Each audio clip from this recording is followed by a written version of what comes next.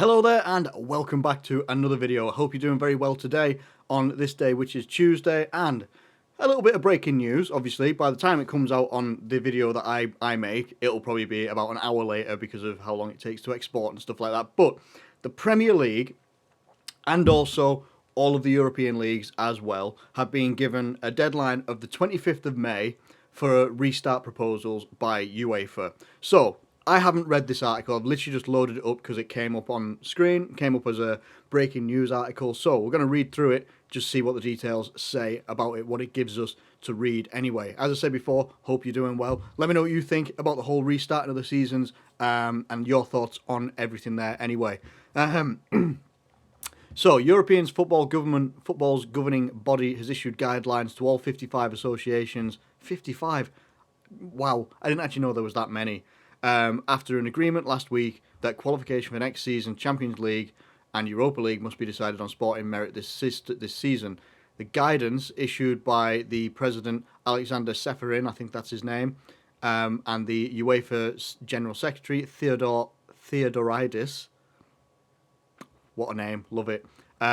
Associations and leagues should be in a position to communicate to UEFA by the 25th of May 2020, planned restart of the domestic competition, including the date of restart and the relevant competition format. So, if there's going to be any changes in format of how they're going to do things, they're going to do things in like little tournaments and stuff like that, like the national leagues, not the National League, the Championship and such like that. I've been apparently talking about doing little tournaments and such to determine who's going to get playoff positions, who's going to get promoted, who's going to get relegated. Whether that would work, I have no idea. UEFA's top officials will be sympathetic to any league that is unable to provide clarity by the 25th of May due to the ongoing government uncertainty over the coronavirus pandemic. A UEFA working group has made a strong recommendation that domestic seasons are completed, but administrators would prefer suspended domestic competition to restart with a different format rather than cancel them, which is good because it means that you are keeping the integrity of the game. You are also keeping everybody that deserves a chance at success, while also those that maybe deserve the failure that they've had this season, they are also being kept in check as well. And that might sound harsh to people who support teams that are in relegation at the moment, but they are in those positions for a reason. They are in those positions because they haven't been good enough to not be in those positions. The same thing goes for the likes of whoever is top of any of their leagues. Whether it's Europe, whether it's like Barcelona, whether it's Liverpool, whether it's Leeds, whoever it might be, Bayern Munich or whoever's top of the Bundesliga, Juventus or whoever, you cannot be punished for being a successful team. And by the by, you shouldn't be let off the hook if you're a relegation team by the fact that a season could get cancelled or anything like that. It's not right, in my opinion, to do that. And if they can be finished or sorted out in some way, then they should be. They absolutely should be.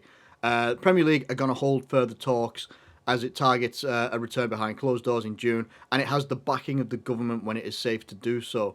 All 20 clubs will hold their latest conference call on Friday, and talks will resume over whether games must return at approved stadiums or at a neutral venue, such as St George's Park. Sports Secretary said in the House of Commons, I personally have been in talks with the Premier League with a view to getting football up and running as soon as possible in order to support the whole football community. But of course, any such moves would have to be consistent with public health guidelines, which is exactly right. It has to be when it is safe to do so. Not just because we want sport back, we want something to watch, we want to support our teams, we want to, we're all bored at home, we want something to watch. It can't just be about that. It's got to be about what is the best option available. Is the best option available being able to put sport on, or does it have to be put on hold for an extended period amount of time? We don't know. But this is good news in the fact that it looks like we could be getting some information or some news as to when things could start happening, things could start getting the ball rolling. But there's another month. So 25th of May, it's the 28th of April right now. So there's just under 4 weeks until that has to be done. So let me know what you think in the comments below. How do you think that this is going to go down? Do you think that the Premier League stands a chance of getting a restart in June? It looks more likely now due to the fact that it's got government backing, and as long as health protocols and it's health and safe to do so, that it will get a restart. Now, there's one other thing that I just wanted to talk about very, very briefly, but also get your thoughts on as well. Right. Second goalkeeper options for Liverpool. Right. I don't know if I've talked about this before. I think I did do a video about it, but then I was in the middle of doing a video and received some bad personal news. So I stopped doing the video. But what I wanted to talk about a little bit is, yes, this is a different headline. You know, Karius has got some complaints with Besiktas. He's in a position where he's either going to come back to Liverpool early from his 2-year loan spell, cancel his contract or whatever it is with Besiktas, cancel that contract, come back to Liverpool. Could he be a good number 2 for Liverpool?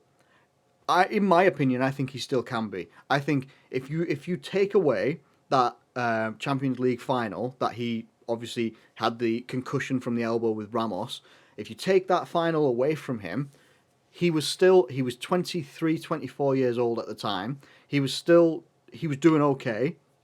He had the most clean sheets in the Champions League in European competition that year. He was 1 game ahead of Alisson for Roma at the time. He was doing very, very well. He was growing. Now, obviously, he had that really horrible, Champions League final. Really, really knocked his confidence badly, and like it would anyone. You're on the biggest stage in European football at that time. You're the only football match that's happening at that time as well. There's no other football going on, maybe apart from maybe some minor countries here or there. Or the whole world of eyes is on you, and everyone saw it, and everybody was exceptionally harsh towards Karius, which meant that they completely forgot about how good he was. He'd made mistakes in the league. He had made mistakes in the Premier League as well, but he'd also put on some very, very good performances. There was a save that he made against Newcastle, I think it was at one point, and it was an absolutely blinding save, top corner, top bins. I still think he's got potential to be a very, very good goalkeeper, and I think if you have someone like Karius come in behind Alisson, rather than having an Adrian or what it would have been like having a Mignolet, or like people were calling for having a Pepe Reina and stuff like that. I think if you have someone like Karius behind Alisson, who is an exceptional goalkeeper, definitely within the top 3 goalkeepers in the world, I think it could actually do Karius quite a bit of good, which would then do us a bit of good. Other people will turn around and say, well, what we should do then is we need to go out and we need to go buy another second goalkeeper. The problem that people have got is that they want a second goalkeeper that would be the same quality or just a little bit below of Alisson. Now, if they're of that quality, they deserve to be the first team goalkeeper, the first choice goalkeeper. That is what they deserve. To have a second goalkeeper of that quality, you wouldn't keep them for long. No way. But Karius, I think, would be a very good option. And I know some people would just be like, dude, what are you talking about? Yes, I do remember what he did. I absolutely remember what he did. But I also remember the good things that he did as well. And in my opinion, if he'd done those mistakes, but not in the Champions League final, and he'd done them on like the last day of the season or something like the Premier League season or something like that, if he'd done that, then you could sort of almost forgive him a little bit. If it was like in a lesser competition or in a lesser, lesser stage, you could sort of like, all right, put that, you made your mistakes there, put them in the back of your mind and let's keep going. But because he made them in the Champions League, people can't get over it and people will never remember or refuse to remember the good things that he did. People might look at this video and just be like, you are absolutely crazy, you don't know what you're talking about. And you know what, you could be absolutely right. But in my opinion, I actually think that he could do some good for us. I really do. I still think he's got it in him. He's 26 years old now. He's still got a long time left in the game if he chooses to stay in the game. I think that we could actually get something good out of him. Let me know what you think in the comments below about those two topics, the restarting of the Premier League and European competitions, and also Loris Karius as a Liverpool number 2. Hope you're having a good day. I really do. Thank you ever so much for watching this video. If you have enjoyed it, please do like it and subscribe if you're new around here. Thank you once again, and I'll catch you later.